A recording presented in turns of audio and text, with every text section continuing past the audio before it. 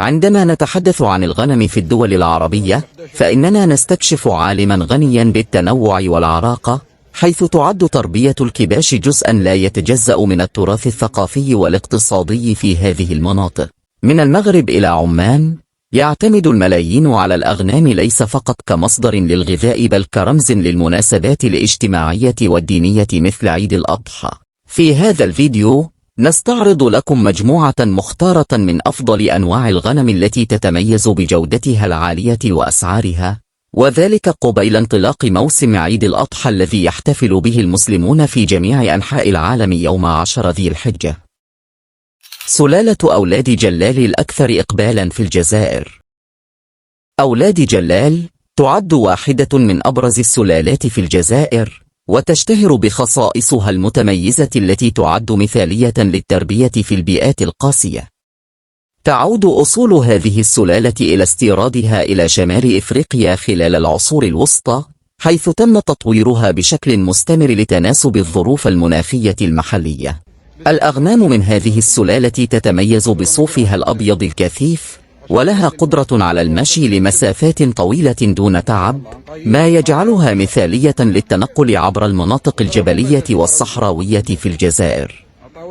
تعتبر الأغنام من سلالة أولاد جلال مرغوبة بشكل خاص خلال موسم عيد الأضحى بفضل جودة لحومها العالية وسرعة نموها، حيث يمكن أن تصل أوزان الخراف إلى حوالي 40 كيلوغراما في عمر 4 أشهر.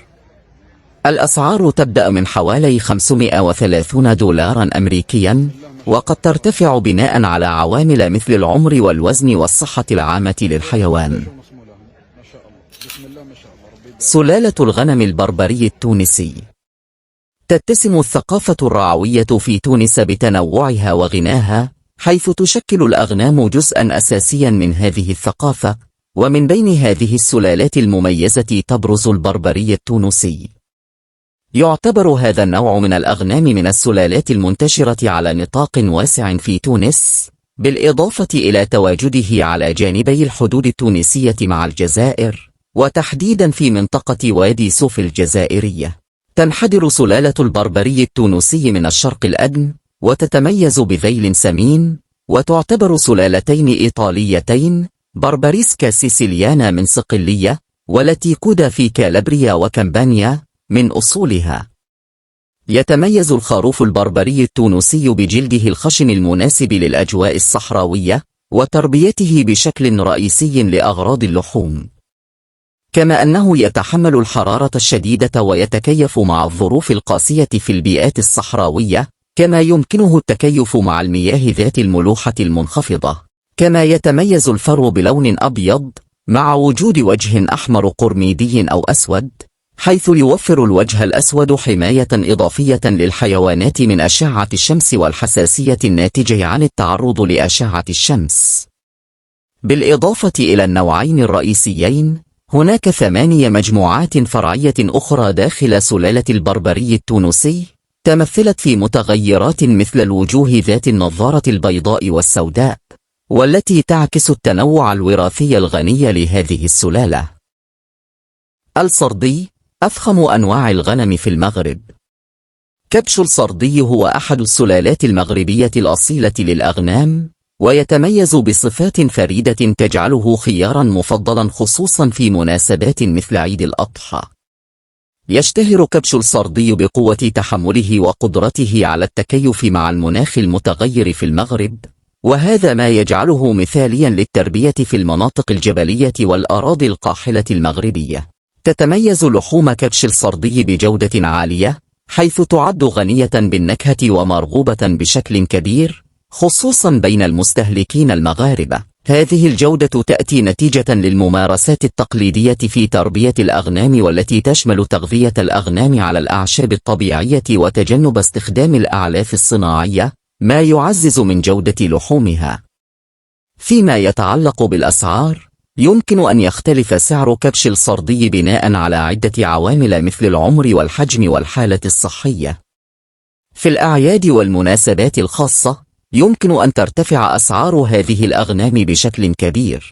الأسعار تتراوح بشكل عام من حوالي 2000 إلى 5000 درهم مغربي، فيما يتجاوز البعض منها، خاصة التي تكون مخصصة للتكاثر، إلى 70,000 درهم أي 7000 دولار أمريكي. كباش البرقي الأكثر طلبا في مصر. الخروف البرقي المعروف أيضا باسم الخروف البرقاوي في بعض المناطق يعتبر من أفضل أنواع الأغنام في مصر، وهو ذو أصل ليبي حسب موقع.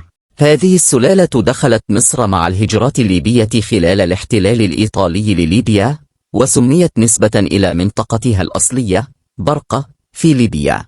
في مصر يتميز الخروف البرقي بحجمه الكبير مقارنة بالأنواع الأخرى، حيث يتراوح وزنه بين 30 و 50 كيلو جراما في عمر 6 أشهر، ويصل وزنه إلى ما بين 60 و 85 كيلو جراما عند بلوغه من 12 إلى 18 شهرا، ويمكن أن يزيد وزنه إلى ما بين 65 و 78 كيلو جراما عندما يبلغ من العمر 18 إلى 24 شهرا.